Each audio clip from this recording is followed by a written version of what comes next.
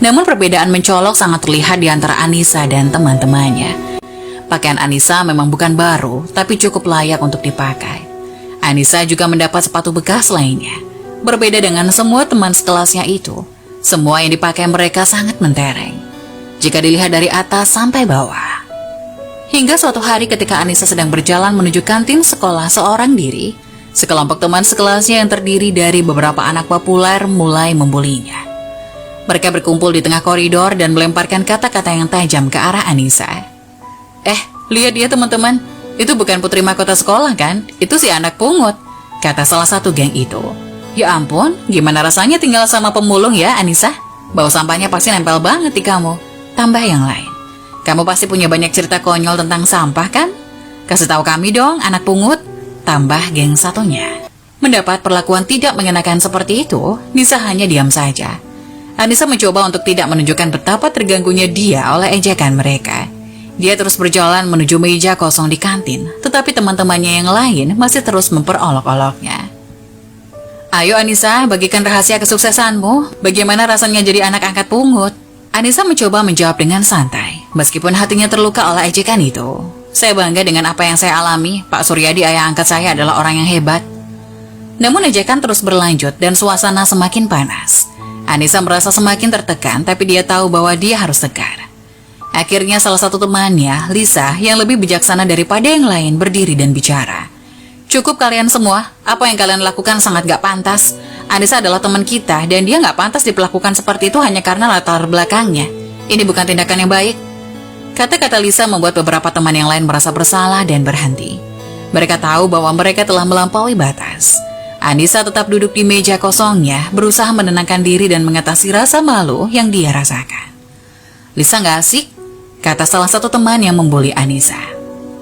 Hingga waktu istirahat pun dilalui Anissa seorang diri. Dia memilih tidak memiliki teman karena takut teman yang bersamanya juga akan dibuli nantinya.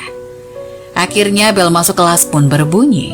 Nisa segera masuk ke dalam kelasnya takut keduluan gurunya.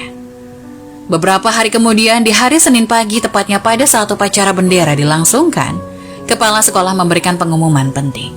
Ia mengumumkan sekolahnya telah menjadi juara umum nasional di Olimpiade Sains, dan salah satu peserta lomba tersebut adalah Anissa.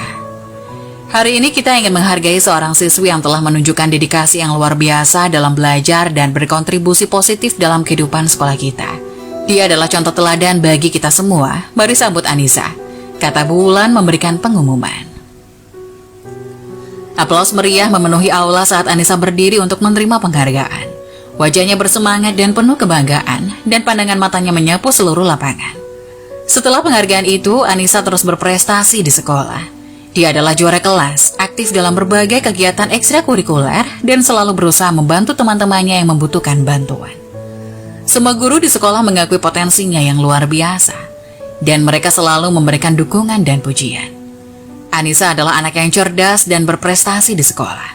Meskipun dia sering menghadapi cemoohan dari beberapa teman sekelasnya, dia tidak pernah menyerah dan terus berusaha untuk mencapai yang terbaik. Hasilnya, dia mendapatkan pujian dari para guru dan kepala sekolah. Suatu hari, Anissa diundang untuk berbicara di depan seluruh siswa sekolah tentang perjalanan hidupnya. Dia berbagi kisah tentang bagaimana dia ditemukan oleh Suryadi di dalam kardus di tempat sampah, dan bagaimana Suryadi telah merawat dan mencintainya sejak saat itu. Anissa juga berbicara tentang tekadnya untuk meraih impian dan bagaimana cemoohan dari teman-temannya hanya semakin memotivasinya. Prestasi dan penghargaan Anissa di sekolah tidak hanya membuatnya bangga, tetapi juga membuat Suryadi merasa sangat bahagia. Dia tahu bahwa dia telah memberikan Anissa kesempatan untuk meraih mimpi-mimpinya. Dan melihat anak angkatnya tumbuh menjadi sosok yang luar biasa adalah hadiah terindah yang bisa dia bayangkan. Setelah Anissa lulus dari SMA dengan prestasi gemilang, dia mengambil langkah berikutnya dalam perjalanan hidup. Dia memutuskan untuk mencari pekerjaan untuk membantu menghidupi dirinya sendiri dan membantu meringankan beban Suryadi yang telah merawatnya selama bertahun-tahun. Anissa mengajukan lamaran ke beberapa restoran dan akhirnya dia diterima sebagai pelayan di sebuah restoran besar di kota. Pekerjaan sebagai pelayan memang bukan pekerjaan yang mentereng, tetapi Anissa selalu menjalankannya dengan semangat yang tinggi. Selain mengantarkan makanan dan minuman, tugas lain Anissa adalah membersihkan meja, menyapu dan mengepel serta